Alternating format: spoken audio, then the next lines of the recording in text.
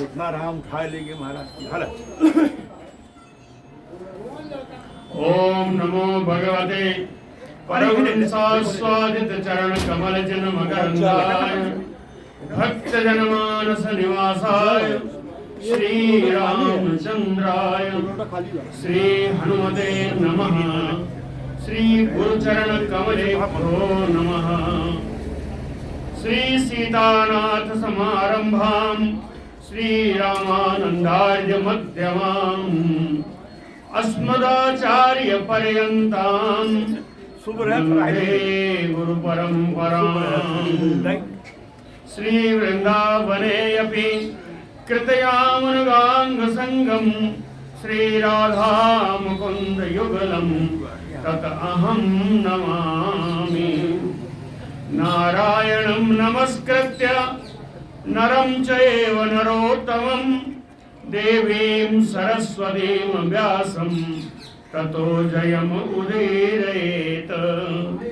निगमकल्पतरोर्गलितं फलं सुखमुखात् अमृतद्रवसंयुतं पिबत भागवतं रसमालयं मुहुरहो रसिका भूभावुकाः। कस्तूरीतिलकं ललाटपटले वक्षस्थले कौस्तुभं नासाग्रे वरमौक्तिकं करतले वेणुः करे कङ्कणं सर्वाङ्गे हरिचन्दनं सुललितं कंठे च मुक्तावली गोपस्त्री परिवेष्टितो विजयते गोपाल चूड़ामणि। जय सुखदेव मुनि सवर यदुपतिदास अनन्य जयति वादरायण चरण करण मोहि जगधन्य। भक्ति भक्त भगवंत गुरु चतुर्नाम बपु एक इनके पद वंदन किए नासै विघ्न अनेक। बोलो श्री वृंदावन बिहारी लाल की। भागे सब भाग गए। भगवान अक्रूर जी के और कुब्जा के घर गए, दोनों को अनुग्रहित किया और अंत में अक्रूर जी से कहा कि आप हस्तिनापुर जाइए, वहां पांडवों की क्या स्थिति है आप हमें बताइए। इसके अलावा आप सभी जो आने वाले यहाँ श्रोतागण हैं, एक्चुअली मैं तो ये मानता हूँ जितने लोग आते हैं वो सब धन्य हैं, वो सब मुझे भी धन्य करते हैं। आप सबकी इतनी भावमयी श्रवण की जो पद्धति है उसको देख करके मेरा उत्साह और बढ़ता है। मुझे लगता है कि मैं और कुछ क्या पाऊँ कह दूँ। इसलिए हर श्रोता उतना ही महत्वपूर्ण है जितना कोई एक। वो अलग बात है कि तिवारी जी हैं, हमारे के मिश्रा जी हैं, उनको बड़ा ज्ञान है, फिर भी वो यहाँ आते हैं। मैं तो इस ग्रंथ के अतिरिक्त कुछ मौलिक नहीं कहता हूँ, ग्रंथ में जितना है उतना ही कह पाता हूँ। और तो बड़ी बड़ी कथाएं आजकल देखिए, आराधना महोत्सव प्रारंभ हो गया है, वहाँ चल रहा है, लोग वो सब कथाकार हैं। मैं तो पाठक हूँ, पढ़ रहा हूँ, जो लिखा है उतना ही पढ़ता हूँ, उसका अर्थ थोड़ा बताता हूँ जो लिखा है। फिर भी आप लोग इतने से सुनते हैं, ये मुझे बड़ी प्रसन्नता होती है, अपार प्रसन्नता होती है। इसकी वजह से मैं थोड़ी और मेहनत करके बढ़िया और शब्दों का चयन करता हूँ कि और टीकाओं में कुछ मिल जाए तो ले आऊँ। श्री शुक उवाच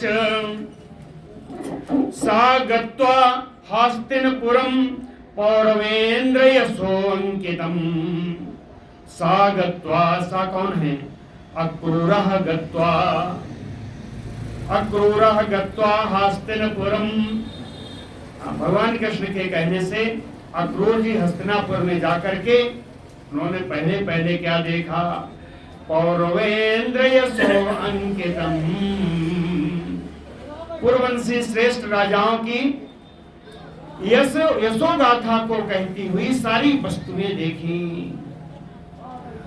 उन सारी वस्तुओं पे पूर्ववंशी राजाओं की यशो गाथा लिखी हुई थी, अंकितम यशो अंकितम। और वहां पर क्या देखा, सभा में पहुंचे, किस किस को देखा, ददर्श तत्र, वहां उन्होंने देखा अंबिकेयम, आंबिकेयम, अंबिका पुत्र जो धृतराष्ट्र को देखा, कैसे बैठे हैं, कैसा भीष्मम विदुरम, भीष्म पितामह जी हैं, विदुर जी हैं, पृथाम, और अलग जाके देखा कुंती जी हैं, सहपुत्रम च बाल्हीकम, बाल्हीक और उनके पुत्र सोमदत्त, इनको भी वहीं देखा, सहपुत्रम च बाल्हीकम भारद्वाजम, भरद्वाज पुत्र कौन है, द्रोणाचार्य जी को देखा, सा गौतमम, गौतम पुत्र कृपाचार्य जी को देखा, कर्णम सुयोधनम, कर्ण को देखा, दुर्योधन को देखा, द्रोणिम, द्रोण पुत्र अश्वत्थामा को देखा, पांडवान, सारे पांडव पुत्रों को देखा, और अपरान सुहृदो, अन्य हितैषियों को भी देखा, अपरान सुहृदान, यथावत उपसंगम्य बंधुभिः गांधिनी सुतः संपृष्टा तैः सुहृद वार्ता स्वयं च अपृच्छत अव्ययम्, गांधिनी सुतः बंधुभिः यथावत उपसंगम्य, गांधिनी पुत्र श्री अक्रूर जी, इनकी माता जी का नाम है, गांधिनी पुत्र श्री अक्रूर जी यथावत उपसंगम्य, जैसे जैसे जो लोग मिले उन सब के पास पहुंच करके सबसे मिले, सारे भाई बंधुओं से, सारे हितैषियों से मिल रहे हैं। संपृष्टा तैः,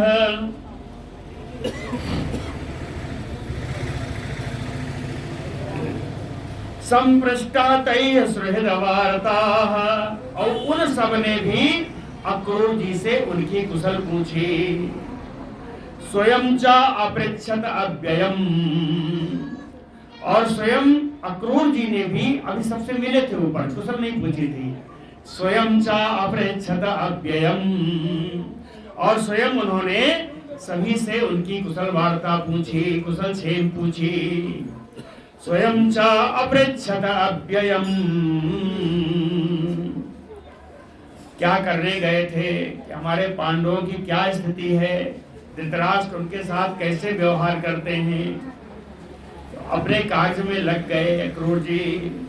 राज्ञो वृत्त विवित्सया, राज्ञो यानी धृतराष्ट्रस्य, धृतराष्ट्र की वृत्ति को जानने की इच्छा से, धृतराष्ट्र के व्यवहार को जानने की इच्छा से, वास कचित मासान, कुछ महीनों तक वहीं रहे, वास कथिचित मासान, दुष्प्रजस्य अल्पसारस्य, दुष्प्रजस्य, दुष्प्रजस्य, दुष्प्रजस्य क्या है, जिसका दुष्ट पुत्र हो, प्रजा माने पुत्र,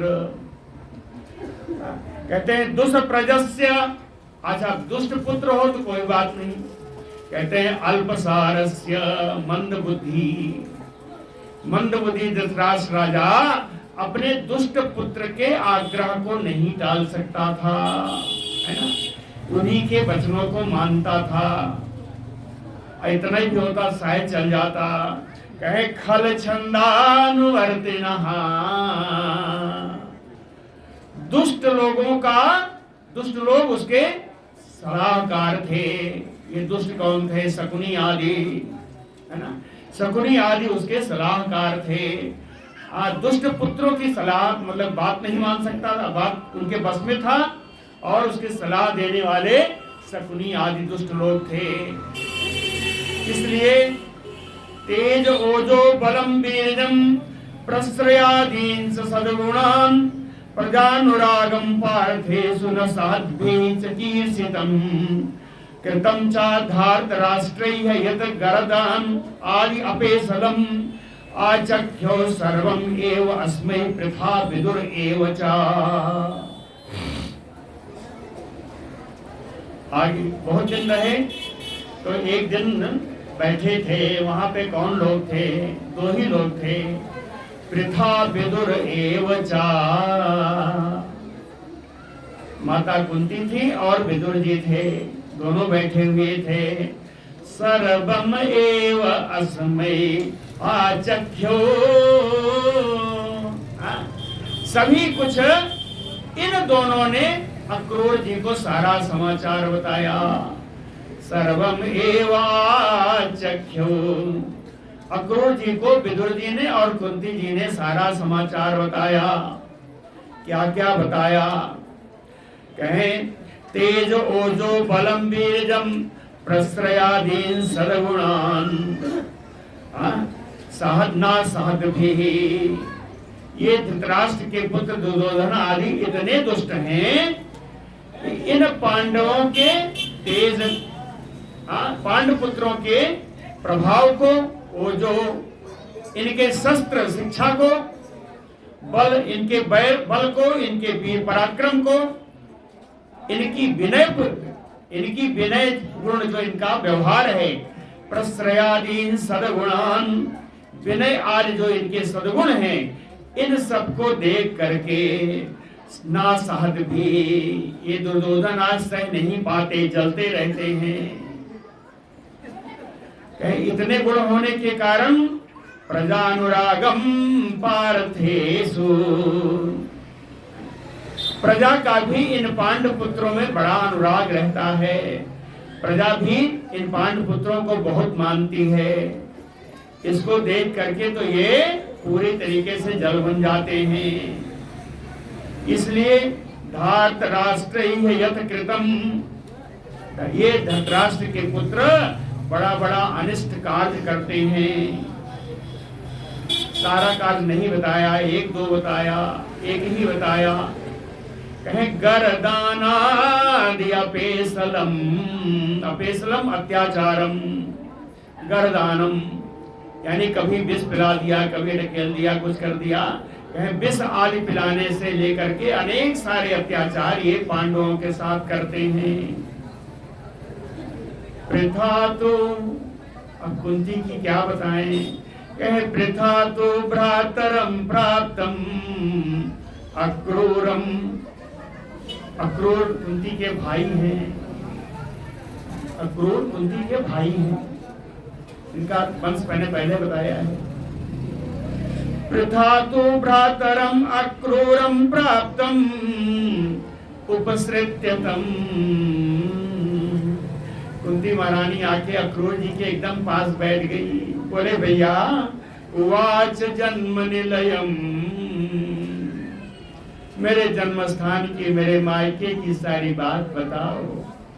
जन्म निलयम उवाच, एक एक करके अक्रूर जी बताने लगे। स्मरन्ते अश्रुपुरेक्षणः, हर बातों का जो बताया सबका स्मरण करते हुए कुंती की आंखें आंसुओं से भर गईं। स्मरन्ते अश्रुपुरेक्षणः। फिर बाद में कुंती कहती हैं, अपि स्मरति नः सौम्य पितरो, हे सौम्य, हे सुंदर मेरे भाई अक्रूर जी, नः पितरो हमारे माता पिता, भ्रातरश्च मेरे भाई लोग, भगिन्यो मेरी बहनें, भ्रातृपुत्राश्च भाई के पुत्र यानी भतीजे लोग, जामयः यानी कुल स्त्रियां, कुल वधुएं, है ना, सख्यः एव च और जो मेरी सखियां थी, अपि स्मरन्ति नः, क्या ये लोग हम लोगों का हमारा स्मरण करती हैं? ऐसा पूछा। अपि स्मरति नः सौम्य पितरो भ्रातरश्च मे, भगिन्यो भ्रातृपुत्राश्च जामयः सख्य एव च। हमारे माता पिता, हमारे भाई, हमारे बहने, हमारे भतीजे आदि जितने भी हैं सब क्या हमारा स्मरण करते हैं? ऐसा पूछा। कह के फिर से रोने लगी कुंती जी। क्यों रोई? कहे हमारी स्थिति तो बड़ी खराब है। सापत्न मध्ये सोचंती, सापत्न, सापत्न यानी शत्रु, शत्रु मध्य सोचंती, मैं ते शत्रुओं के बीच में पड़ी हुई हूँ, इसलिए शोकाकुल हूँ। सापत्न मध्य सोचंती, उदाहरण बताया है। वृकाणाम हरिणीमयो, जैसे भेड़ियों के बीच में एक हिरणी फंस गई हो। भेड़ियों के बीच में हिरणी फंस गई हो। भेड़ नहीं, वो भेड़िया, वृक कहते हैं उसको, इसको मेष कहते हैं। ये जो भेड़ें होती हैं ऊन वाली, इसको मेष कहते हैं। वृक यानी भेड़िया। तो वृकाणाम हरिणीमयो, जैसे भेड़ियों के बीच में एक कोई हिरणी फंस गई हो, इस प्रकार मैं शत्रुओं के बीच में रह रही हूँ, बड़ी शोकाकुल हूँ। कहीं ऐसा क्यों कह रही हो? कहे पितृहीनाश्च माम बालकान, मेरे छोटे छोटे 5 बालक हैं जिनके ऊपर से पिता का साया समाप्त हो गया है। पितृहीनाश्च माम बालकान वाक्यैः कदा सांत्वयिष्यति। भगवान श्री कृष्ण इन मेरे बालकों को सांत्वना कब प्रदान करेंगे? क्या वो सांत्वना प्रदान करने के लिए आएंगे? ऐसा उन्होंने कहा कुंती जी ने। और कहती कहती कुंती जी का मन कृष्ण में ही लग गया। अब उन्होंने अक्रूर को बीच से हटा दिया और सीधे कृष्ण से बात की। भगवान कृष्ण के बारे में पूछा, उनका मन ही कृष्ण में लग गया। ऐसा लगा सामने कृष्ण हो और कृष्ण से साक्षात बात करने लगी। कुंती जी कहती हैं, कृष्ण कृष्ण महायोगिन विश्वात्मन विश्वभावन प्रपन्नाम पाहि गोविंद शिशुभिः च अवसीदति। कृष्ण कृष्ण महायोगिन, महायोगी श्री कृष्ण में श्याम सुंदर। विश्वात्मन, आप तो विश्व की आत्मा हो, इसलिए मेरा भी हाल जान लो। विश्वभावन, संपूर्ण विश्व का पालन करने वाले हो, तो मेरा कब उद्धार करोगे? मेरी कब खबर लोगे? कृष्ण कृष्ण महायोगिन विश्वात्मन विश्वभावन गोविंद। आप हमेशा गायों का ध्यान रखते हो, इधर भी तो देखो। शिशुभिः च अवसीदति, मैं अपने बच्चों के साथ कितना दुख पा रही हूँ। प्रपन्नाम, मैं आपकी शरण आती हूँ। पाहि, आप मेरी रक्षा करें। बड़ा सुंदर श्लोक है। कृष्ण कृष्ण महायोगिन विश्वात्मन विश्वभावन प्रपन्नाम पाहि गोविंद शिशुभिः च अवसीदति।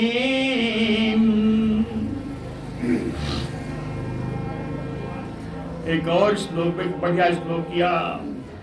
न अन्यत तो पराम भोजात पश्यामि शरणं नृणाम बिभ्यतां मृत्यु संसारात् ईश्वरस्य अपवर्गितात् आपवर्गिकात् मृत्यु संसारात्।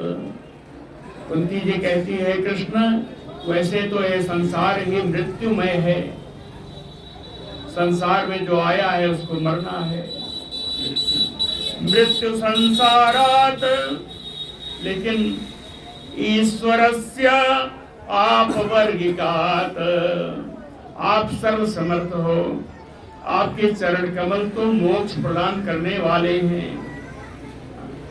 अपवर्ग यानी मोक्ष। अपवर्गिकात ईश्वरस्य, आपके चरण तो मोक्ष प्रदान करने वाले हैं। नृणाम बिभ्यताम, जो लोग, जो प्राणी इस संसार में डर जाते हैं, नृणाम बिभ्यताम, कहते हैं तव पदाम्बोजात अन्यत, उनके लिए आपके चरण कमलों के अतिरिक्त, तव पदाम्बोजात अन्यत शरणम न पश्यामि, आपके चरणों के अतिरिक्त कोई दूसरी शरण उन्हें दिखाई नहीं देती। जो इस संसार अरणों में आए हैं, जो ये डर रहे हैं संसार से पार होने में, उन्हें आपके चरण कमलों के अलावा कोई दूसरा आश्रय, दूसरा शरण दिखाई नहीं देता। न अन्यत पदाम्बोजात पश्यामि शरणम नृणाम बिभ्यताम मृत्यु संसारात ईश्वरस्य आपवर्गिकतात्। इसलिए नमः कृष्णाय शुद्धाय ब्रह्मणे परमात्मने योगेश्वराय योगाय त्वाम अहम शरणं गता। कुंती जी कहती हैं, शुद्ध स्वरूप ज्ञान स्वरूप कृष्ण ब्रह्मणे परमात्मने, आप पूर्ण ब्रह्म परमात्मा हो।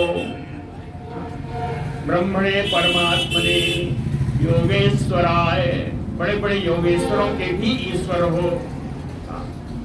योग का अनुसंधान ही आपसे हुआ। योगेश्वराय, अभी मन नहीं भरा, कहती है योगाय, आप ही योग स्वरूप हो। शुद्धाय शुद्ध स्वरूप, योगाय योग स्वरूप, कहे आप ही योग स्वरूप हो, आप योग मूर्ति हो। त्वाम अहम शरणं गता, मैं आपकी शरण प्राप्त करती हूँ, मैं आपकी शरण में आती हूँ। ऐसी स्थिति 3 श्लोकों में यहाँ पे भगवान कृष्ण की सीधे कुंती जी ने की। श्री शुक उवाच इति अनुस्मृत्य, अभी और करती, लेकिन स्थिति क्या हुई देख लीजिए। सुखदेव जी कह रहे हैं, इति अनुस्मृत्य स्वजनम कृष्णं च जगदीश्वरम प्रारुदत दुःखिता राजन भवताम प्रपितामही। श्री सुखदेव जी कहते हैं, राजन, हे राजा परीक्षित, भवताम प्रपितामही, आपकी जो परदादी कुंती हैं, परीक्षित की परदादी कुंती, कहे आपकी जो परदादी ये कुंती है, अनुस्मृत्य स्वजनम, इस प्रकार अपने लोगों का स्मरण करके, कहे अपने लोगों का स्मरण किया तब तक ठीक था, फिर स्मरण हो आया जगदीश्वरम कृष्णम, जगत के मालिक, जगत के पालक भगवान कृष्ण का स्मरण करके दुखिता, जो पहले से बड़ी दुखी थी कुंती जी, प्रारुरत, उच्च स्वर से फपट फपट कर रोने लगी, इसलिए आगे कुछ नहीं कह सकी। इति अनुस्मृत्य कृष्णं स्वजनं च जगदीश्वरं प्रारुरत दुखिता राजन भवताम प्रपितामही। सामने कौन थे? जो कुछ कह रहे थे, सामने 2 लोग थे ना, बताया था, वही 2 लोग बता रहे थे। कुंती थी, विदुर थे और अक्रूर जी थे। सम दुख सुखो, सम दुख सुखो अक्रूरो विदुरश्च महायसा। सामने 2 परम संत हैं जिनके लिए सुख दुख समान अवस्था है। अक्रूर जी हैं और विदुर जी हैं, दोनों परम संत हैं, दोनों के लिए सुख दुख समान अवस्था है। इसलिए कुंती के रोने पर भी अधिक विचलित नहीं हुए। महायशा महान यशस्वी हैं। इन दोनों ने कुंतीम तत्पुत्र उत्पत्ति हेतु भी सांत्वयामास कुंती को बताया कि देखो तेरा एक पुत्र धर्म का पुत्र है जो स्थिर है, दूसरा पुत्र वायु पुत्र है, वायुदेव की कृपा से है। इस तरह तुम्हारे जितने पुत्र हैं किसी न किसी देवता के कारण हैं, देवताओं की कृपा से प्राप्त हैं, इसलिए तुम्हें तो बहुत डरने की आवश्यकता नहीं है, तुम बहुत पश्चाताप मत करो। कुंतीम सांत्वयामासतुः, उनके पुत्रों का हेतु बता करके, उत्पत्ति का हेतु बता करके इन विदुर जी ने, अक्रूर जी ने कुंती को सांत्वना प्रदान की।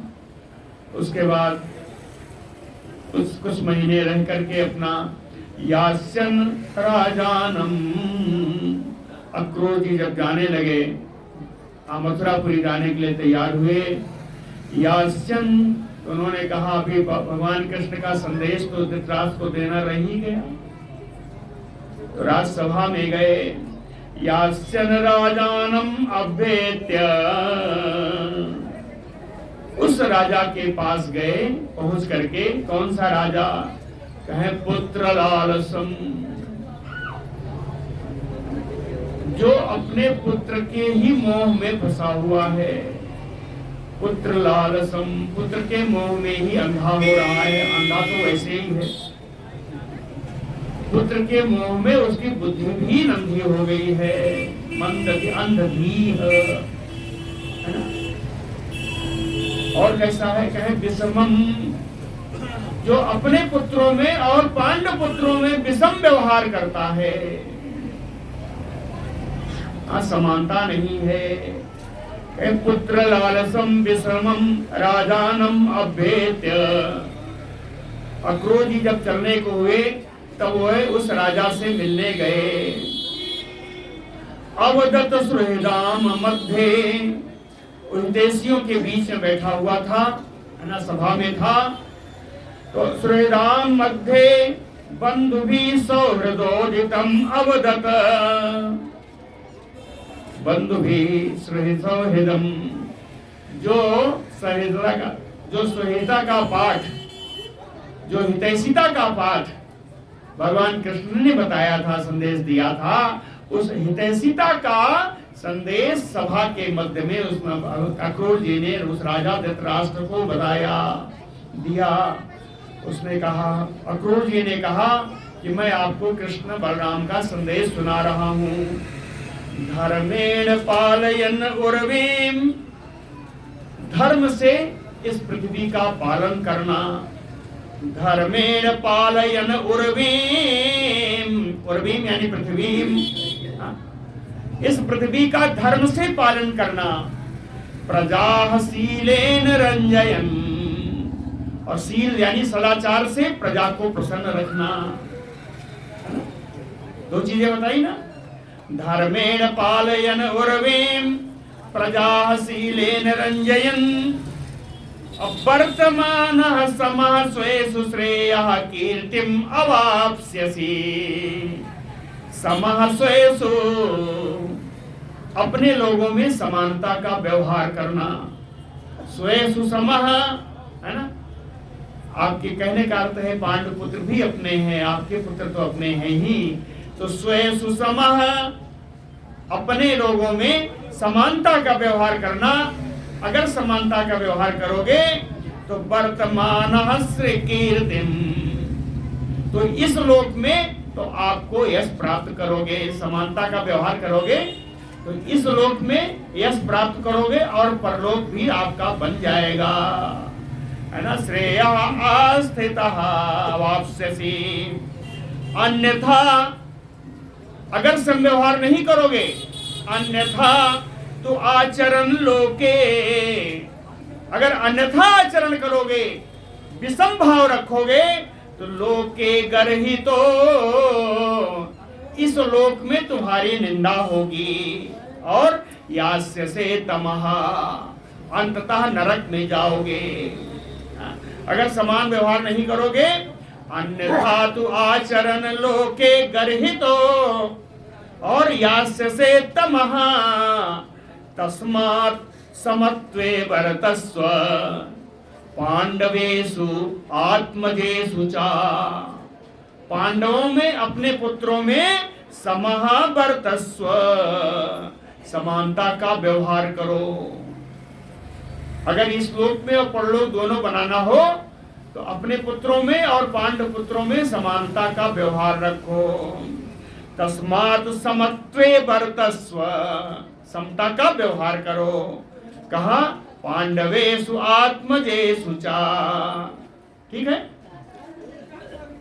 नाहि च अत्यंत संवासः करहिचित केनचित सह। कहे संसार ऐसा है कि यहाँ कभी भी किसी के साथ अत्यंत संवास नहीं हो सकता, हमेशा के लिए साथ नहीं रह सकते।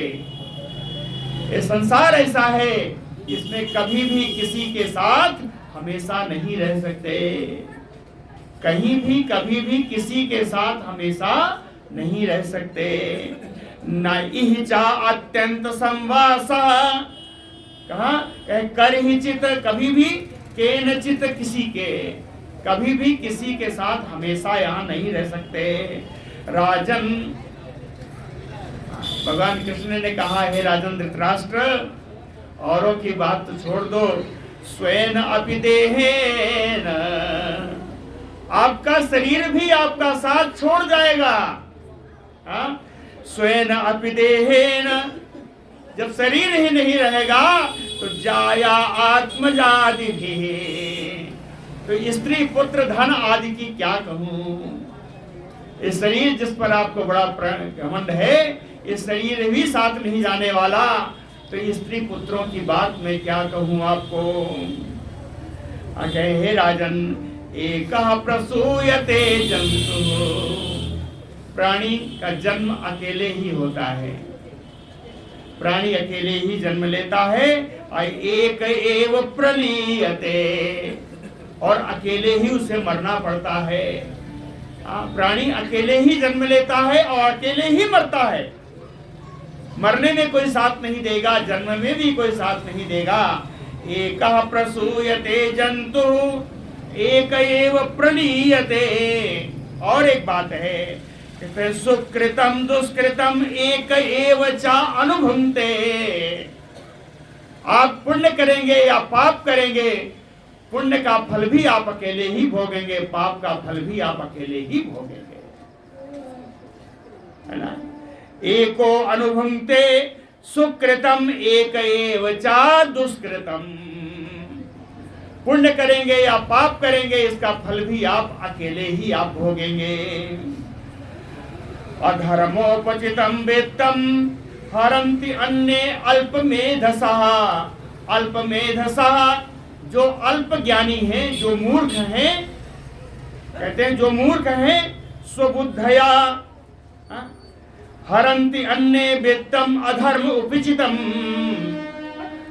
जो मूर्ख हैं वो कहते हैं ये मेरा परिवार है, इसका पालन करना मेरा धर्म है, इसके लिए अधर्म भी करना पड़े तो करेंगे, है ना। तो अल्पमेधसा हरन्ति अन्ये वित्तम, है ना, दूसरों का वित्त, दूसरों का धन भी हरण कर लेते हैं मूर्ख लोग। अधर्मोपचितम, इस प्रकार अधर्म से इकट्ठा किया हुआ ये धन संभोजनीय अपदेशैः जलानयो जलौकसः। ये उसी प्रकार लोग नष्ट कर देते हैं आपके अधर्म से उपार्जित धन को, जिसकी जिम्मेदारी सिर्फ आपकी है, जिसके लिए अधर्म आपने किया, उस अधर्म से संचित धन को दूसरे लोग इस प्रकार नष्ट कर देते हैं जैसे जल में रहने वाले जीव, वे जानते हैं कि जल ही मेरा जीवन है, फिर भी उन्हीं के भाई बंधु उस जल को नष्ट करते रहते हैं। संभोजनीय अपदेशैः जलानयो जलौकसः। जल में रहने वाले लोग, जिनका जल ही जीवन है, वो जानते हुए भी जलचर ही उस जल का पान करते रहते हैं और नष्ट खत्म समाप्त करते रहते हैं। पुष्णाति यान अधर्मेण स्वबुद्धया तम अपंडितम। कहते ऐसा मूर्ख स्वबुद्धया, जो अपनी बुद्धि से बड़ा काम कर रहा है, स्वबुद्धया अधर्मेण येन पुष्णाति, अधर्म से जिन अपने बालकों का पालन पोषण करता है, जिन बालकों का अधर्म से संचित धन से पालन पोषण करता है, वे पुत्र, वे प्राण, है ना, वे जितने आपके रहने वाले हैं, जिनका आपने पालन पोषण किया, ते प्राणा, अधर्म से उपचित धन से अपने प्राण की अपेक्षा की और जो धन इकट्ठा किया वो भी, ते प्राणा रायः सुत आदयः, वो आपका प्राण, वो आपका संचित किया हुआ धन और आपके पुत्र जिनका आपने पालन पोषण किया, ते अकृतार्थम प्रहिणवन्ते, वे आपको असंतुष्ट ही छोड़ देंगे, त्याग कर देंगे। हिणवंती त्यजंती, है ना। तो यहाँ पर भी देखिए उपसर्ग लगाया, कहे प्राहिणवन्ते, वो आपको ऐसा त्यागेंगे कि आप हैं कौन। उपसर्गों की भैया बड़ी विशेषता है ना। हिंदी संस्कृत में इतना बड़ा वाङ्मय और इनके लिए केवल 22 उपसर्ग हैं। प्रत्ययों की संख्या यानी जो बाद में लगती है उनकी संख्या 100 बताई गई, वो दिनों दिन बढ़ती रहती है, क्योंकि वित्पत्तियां आती रहती हैं और प्रत्यय बढ़ते रहते हैं, लेकिन उपसर्ग नहीं बढ़ते। उपसर्ग 22 ही हैं, है ना। लेकिन ये उपसर्ग ऐसा ऐसा अर्थ बनाते हैं। आप देख लीजिए, प्रयाग इसका नाम है ना। प्रयाग क्यों कहा? याग मतलब यज्ञ है, और प्रा से ही इसका अर्थ निकला कि प्रकृष्ट यज्ञ करणात् अस्य नाम प्रयागः इति बभूव। बड़े बड़े यज्ञ इस धरती पर हुए, इसके लिए इसका नाम प्रयाग है। ये उपसर्ग की महिमा है ना। तो 22 उपसर्ग हैं, इन्हीं से सब बनता है। तो हमारा नाम मतलब इसलिए आ गया कि प्रहिणवन्ति। हिणवंत कहते तो मान देते, त्यजन्ति छोड़ देते हैं, कहते प्रहिणवन्ति ऐसा छोड़ते हैं कि तुम हो कौन हम जानते ही नहीं। प्रहिणवन्ति यानी इसको हिंदी में भी करना हो तो कहेंगे परित्यजन्ति, ऐसा छोड़ते हैं कि पता ही नहीं चलता तुम कौन हो, जबकि उन्हीं अधर्म के धन से उन्हीं का ही पालन पोषण किया, है ना। तो पुष्णाति यान अधर्मेण स्वबुद्धया तम अपंडितम, ते अकृतार्थम प्रहिणवन्ति प्राणा रायः सुतादयः। स्वयं किल विखम आदाय तैह त्यक्तो नार्थको विदः, असिद्धार्थो विसन्ति यदम स्वधर्म विमुखः तमः। स्वधर्म विमुखः, ऐसे व्यक्ति अपने धर्म से इतना विमुख हो जाते हैं। स्वधर्म विमुखः, अपने धर्म से इतना विमुख हो जाते हैं कि ना अर्थ को विदः, कि अपने स्वार्थ को भी नहीं जानते। आपका स्वार्थ क्या है? कि हमारा जीवन बने? क्या ऐसे लोगों को पता रहता है कि हम अपने जीवन के लिए कुछ कर रहे हैं? जहां से मिले धन इकट्ठा करके रख दो, मेरी आगे की 4 पीढ़ियां खाएंगी। 4 पीढ़ियां खाएंगी तो अगर बचा रहेगा तो, लेकिन गान नहीं गाएंगी। कहे अरे बेवकूफ रहा कई गवारा। तो ये सच्ची बात है ना। तो यही कहा स्वधर्म विमुखः ना अर्थ को विदः, जो अपने धर्म से विमुख हो गया, नहीं अच्छे से कमाया जाए उसका ध्यान करते हैं, उसका याद करते हैं, लेकिन अधर्म से कमाए हुए धन का कोई इज्जत नहीं करता। स्वधर्म विमुखम ना अर्थ को विदः, अपने धर्म से इतना विमुख हो जाते हैं कि उन्हें अपने स्वार्थ का भी ज्ञान नहीं रहता। ना अर्थ को विदः स्वयं किल विखम आदाय तैह त्यक्तो, जिनके लिए पाप की कमाई आपने की, तई हत्यक तो वे लोग ही आपका त्याग कर देते हैं। असिद्धार्थो विसंति अधम तमः, और असंतुष्ट होकर के आपको नरक में ही जाना पड़ता है। पाप की गठरी सर पे लेके, जो आपने कमाया वो पाप की गठरी सर पे लेके आप ही नरक पे जाओगे। तस्मात् लोकम इमम राजन अस्वप्न माया मनोरथम। इसलिए हे राजन, हे धृतराष्ट्र, तस्मात् लोकम इदम, यह लोक, ये संसार क्षणभंगुर है, स्वप्न स्वरूप है, स्वप्न के समान ये संसार झूठा है। माया, ये माया से कल्पित संसार है। इसमें आके हो सके तो भगवान का जितना हो सके भजन करो। मनोरथम, यह तो संसार ऐसा है, मनोरथ करते करते बीत जाएगा। एक मकान से संतोष नहीं हुआ, दूसरा भी बन जाए, तीसरे के लड़के का भी रह गया है, उसका भी हो जाए। तो क्या है? मनोरथमय संसार है। इस संसार मनोरथों का संसार है, मनोराज्यम है। इसलिए मनोरथों के संसार को बीक्ष, इस संसार को देख करके आयम्य, आयम्य का अर्थ है नियम्य, इस संसार को देख करके अपनी इंद्रियों को नियंत्रित करो। आत्मना आत्मानम, अपने स्वयं से अपनी इंद्रियों को नियंत्रित करो, अधर्म करने से रोको। समः, समता का व्यवहार करो। शांतो भव प्रभो, और स्थिर मन से होकर के इस संसार से उपराम हो जाओ, इस संसार से विदा ले लो। ऐसा भगवान का उपदेश धृतराष्ट्र के लिए आया है। लेकिन धृतराष्ट्र क्या कहता है? धृतराष्ट्र उवाच, कहता है यथा वदन्ति कल्याणीम वाचम दानपते भवान। ये दानपते अक्रूर जी, आपने जो कल्याण की बातें की हैं, क्या बताऊं। तथा अनया न तुष्यामि, आपकी इन बातों को लगता है सुनते रहूं, कभी संतुष्टि नहीं मिलती, है ना? कौन कह रहा है? धृतराष्ट्र कहता है यथा वदन्ति कल्याणीम वाचम तथा अनया न तृप्यामि मर्त्यः।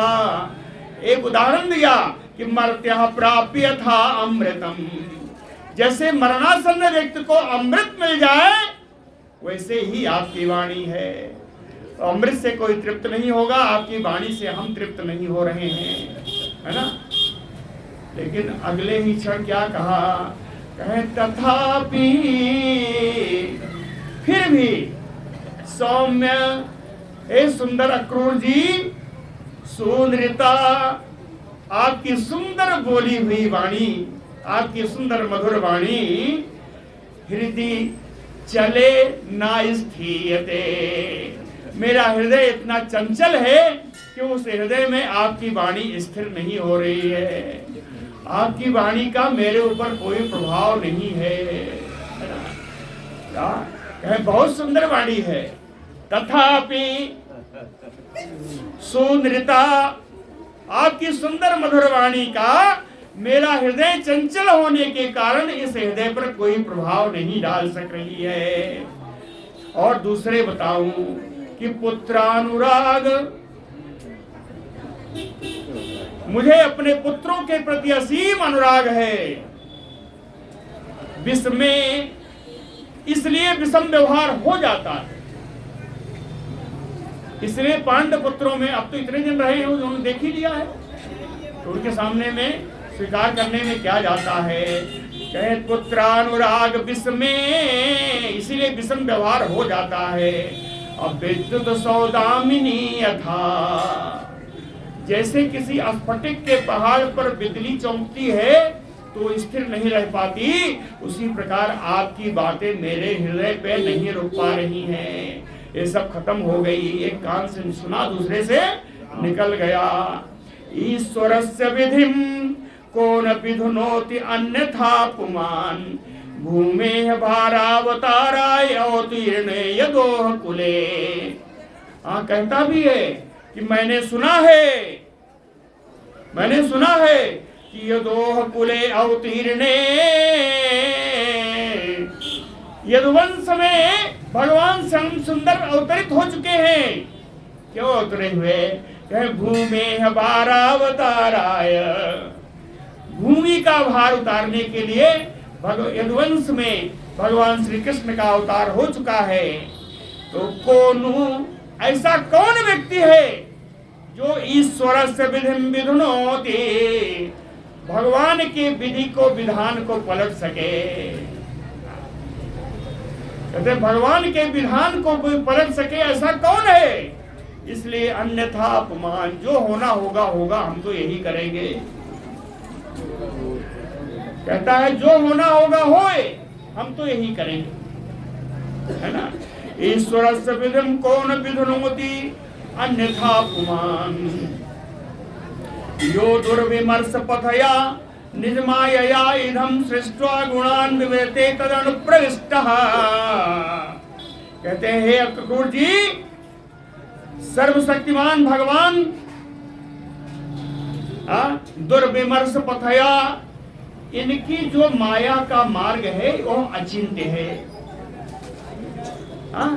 इनकी जो भगवान की माया का जो मार्ग है वो अचिंत्य है, जिसके बारे में कोई चिंता नहीं करनी, वो तो होगा ही होगा। जो हम कर्म करेंगे उसके हिसाब से फल मिलेगा।